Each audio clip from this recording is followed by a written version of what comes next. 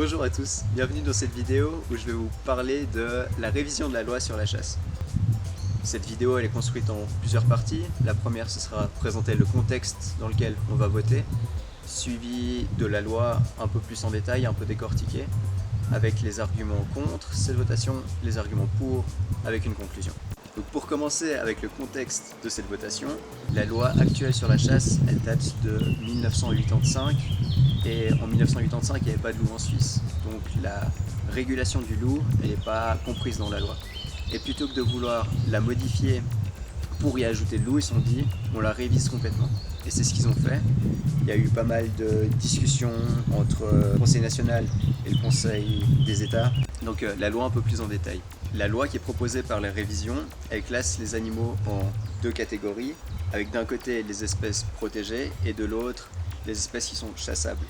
Parmi les espèces qui sont chassables, celles qui sont chassables périodiquement et celles qui sont chassables en tout temps. Les espèces qui sont chassables en tout temps, c'est par exemple des espèces non indigènes invasives et des animaux d'élevage qui sont retournés à l'état sauvage. Les animaux chassables durant certaines périodes, c'est le gibier, c'est tout ce qui est communément accepté comme chassé. Et parmi les espèces protégées, il y a les espèces qui sont non chassables, à savoir le lynx, le cygne, et voilà, pas mal d'autres animaux.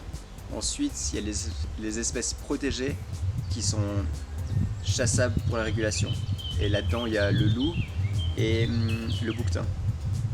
Il faut les réguler pour pouvoir contrôler la taille de la population, parce que sinon, si elles grossissent trop, c'est au détriment d'autres espèces indigènes. Avec la révision de cette loi, le Conseil fédéral pourra, sans consultation populaire, rajouter des animaux sur la liste des animaux protégés mais régulables.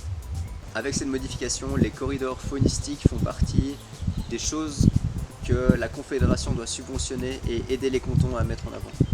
Et ça, c'était pas encore défini dans la loi, donc cette révision permet de mettre sur pied ces corridors faunistiques où la Confédération a une responsabilité financière à avoir vis-à-vis des cantons qui les mettent en œuvre. Il y a un autre point qui est rajouté avec cette modification, c'est l'introduction des biotopes comme étant des choses importantes pour lesquelles la Confédération doit aussi subvenir ou subventionner les biotopes naturels. Cette révision donne aussi plus de liberté aux cantons, dans le sens où ils pourront autoriser certains tirs alors qu'avant ils devaient passer par la Confédération. L'Office fédéral de l'environnement leur communique des recommandations sur lesquelles se baser pour autoriser ou pas certains tirs.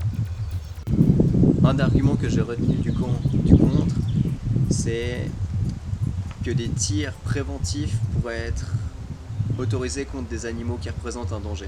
Pour les personnes qui sont contre, ils disent que c'est la porte ouverte pour en faire des abus et tuer les animaux alors qu'ils ne représentent pas de réel danger, mais dans la mesure où ils pourraient représenter un danger, ce serait une cause suffisante pour être chassés. Pour ma part, je pars du principe que je fais confiance aux autorités qui délivrent les permis de chasse dans la mesure où c'est elles qui ont le plus de connaissances techniques par rapport au sujet. Une autre reproche à cette révision, c'est qu'elle ne fait pas assez pour protéger les animaux sauvages. Mais c'est une loi sur la chasse, c'est pas une loi sur la pas-chasse. Pour la défense des animaux, il y a la loi fédérale sur la protection de l'environnement. Je trouve que c'est important pour qu'une loi soit bonne, qu'elle fasse ce pourquoi elle a été écrite pour. De ne pas mélanger entre la loi sur la chasse et la loi de la protection de l'environnement qui sont deux choses relativement différentes. Et si on attend de la loi de la chasse qu'elle fasse des choses qu'elle ne fait pas, pour moi ce texte perd son sens. Ok, concernant les arguments pour cette révision, j'aimerais commencer avec un point de contexte. Il y a de plus en plus de loups en Suisse, mais la population humaine elle augmente aussi. Ce qui fait que la confrontation entre les deux, elle est beaucoup plus grande. Pour l'instant, il n'y a pas eu d'attaque de loups sur des hommes en Suisse. Il y en a eu une au Canada, sur un septuagénaire. Pour l'instant, les loups, ils ont peur de l'être humain. Et plus ils y seront confrontés, plus ils vont s'habituer. Et il y a de fortes chances pour qu'un jour, il en ait plus peur. Et s'il n'en a plus peur, là, ça pourrait être beaucoup plus dangereux. Surtout qu'en Suisse, on a l'habitude de dire chill, on est en Suisse, tu peux être baladé partout, il n'y a pas de souci. Tant que les animaux sauvages ne sont pas suffisamment confrontés aux êtres humains, ils conservent une certaine peur qui fait que on est supérieur et que du coup ils nous attaquent pas. Et plus les animaux sauvages seront confrontés aux humains, plus cette peur va s'amenuiser.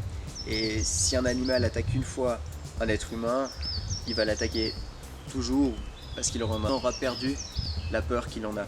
Pareil avec un chien, si un chien s'en prend à un être humain, il sera tout de suite euthanasié parce qu'il devient beaucoup trop dangereux par rapport à ce qu'il était avant. L'argument qui me fera le plus voter oui, c'est encore la confiance en les autorités, où l'Office fédéral de l'environnement a participé à la création de cette loi, et si eux décident de rajouter un animal sur la liste des animaux protégés et régulables, c'est eux qui savent, c'est pas moi.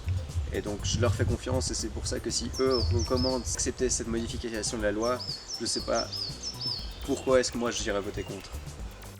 En conclusion, en Suisse, on a commencé à jouer les apprentis sorciers avec la nature, à influencer sur son fonctionnement. Il n'y a pas 1 km² qui est vierge de présence humaine. Et à partir du moment où on a commencé à modifier les choses, à chasser les animaux, à réintroduire des espèces, on peut plus dire ok on fait plus rien, on change plus les choses. Donc je trouve qu'il faut quand même prendre nos responsabilités vis-à-vis de notre environnement et puis agir avec nos connaissances actuelles pour l'entretenir au mieux. Merci de m'avoir écouté et n'hésitez pas à vous abonner parce que je vais essayer de traiter les 5 prochaines votations.